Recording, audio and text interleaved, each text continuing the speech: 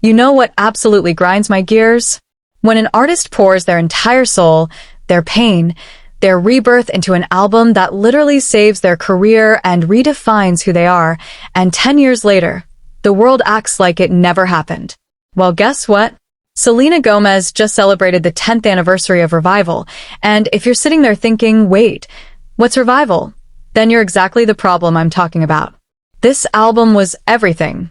It was raw, it was vulnerable, it was sexy, it was angry, and it was the moment Selena Gomez went from Disney darling to a full-blown artist who wasn't afraid to show her scars. And yet, somehow, it feels like this masterpiece gets swept under the rug while everyone's busy talking about everything else. So buckle up, because we're about to dive deep into why Revival deserves its flowers, why Selena's reflection on this anniversary matters more than you think, and why this album was the turning point that changed pop music in ways you probably never even realized. Let's rewind to 2015. Selena had just come off the Stars Dance era. She'd been through a very public breakup that the entire world couldn't stop talking about. She'd dealt with health issues that would later be revealed as lupus, and she was at a crossroads. The music industry was brutal. Critics were saying she couldn't sing, that she was only famous because of her personal life, that she'd never be taken seriously. Can you imagine that pressure? Being told by millions of people that you're not good enough, that you're just a tabloid headline? Most people would crumble. But Selena? She came back with Revival, and let me tell you, the title wasn't just clever marketing. It was a declaration of war against everyone who counted her out. From the very first track, the album hit different.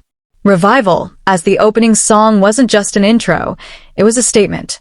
Those lyrics about rising from the ashes, about being left in the dark but finding her own light, that was Selena telling her story without apologies.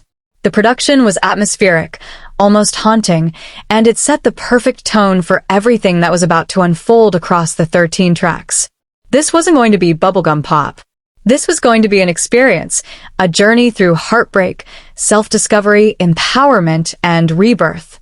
And then came Kill 'Em with Kindness, which became an anthem for anyone who's ever been torn apart by hate and chose to rise above it instead of sinking to that level.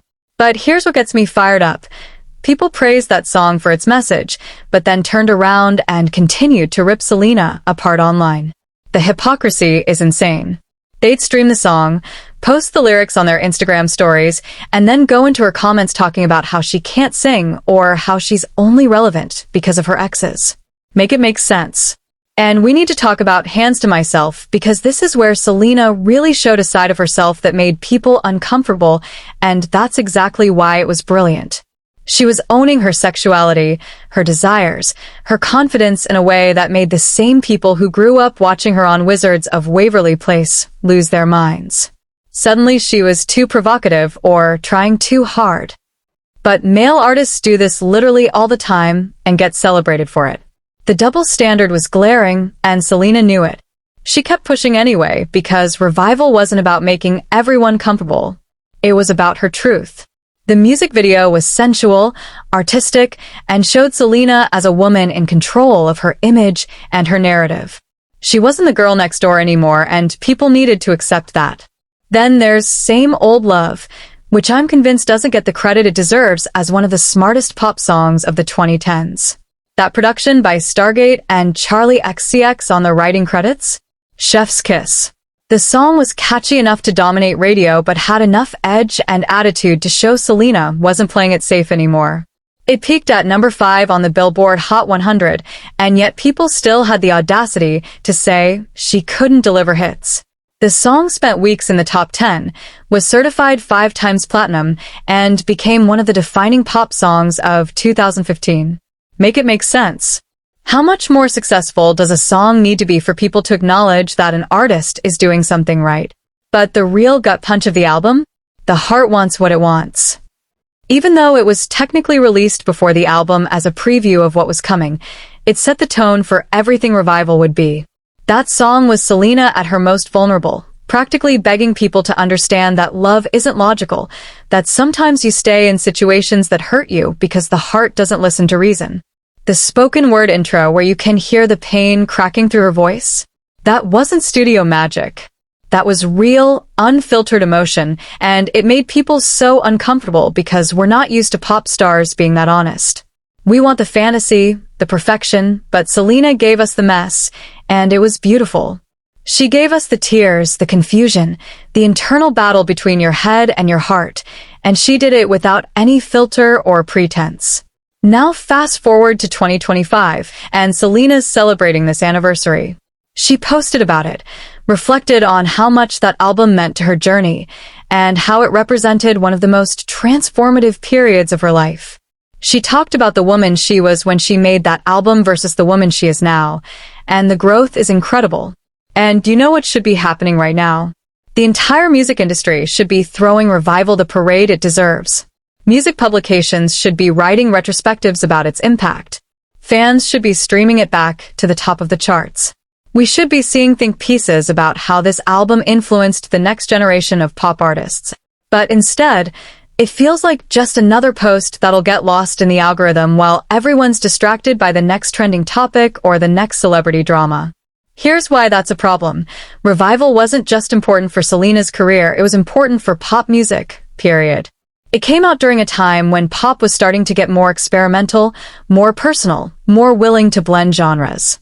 Selena worked with producers like Hit Boy, Stargate, and Matman and Robin to create a sound that mixed pop, R&B, electropop, and even had some trap influences. It wasn't trying to be one thing. It was eclectic, just like the journey she'd been on. And that paved the way for so many artists who came after to feel like they could experiment too, that they didn't have to fit into one neat box. You can hear Revival's influence in the genre blending that became so popular in pop music in the years that followed. Beyond the music, Revival was about a woman taking control of her narrative.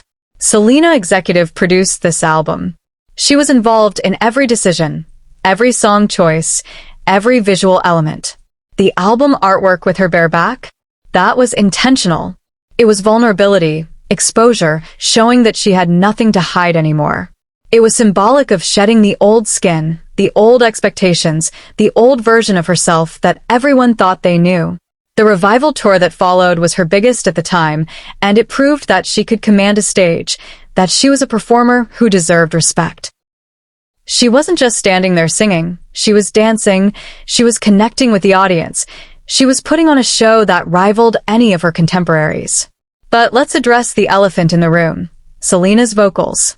People have always criticized her voice, saying it's too soft, too breathy, not powerful enough. And you know what? Those people are missing the entire point. Selena's voice is intimate. It draws you in. It makes you feel like she's singing directly to you, sharing secrets in your ear. Not every artist needs to belt to the rafters to be effective.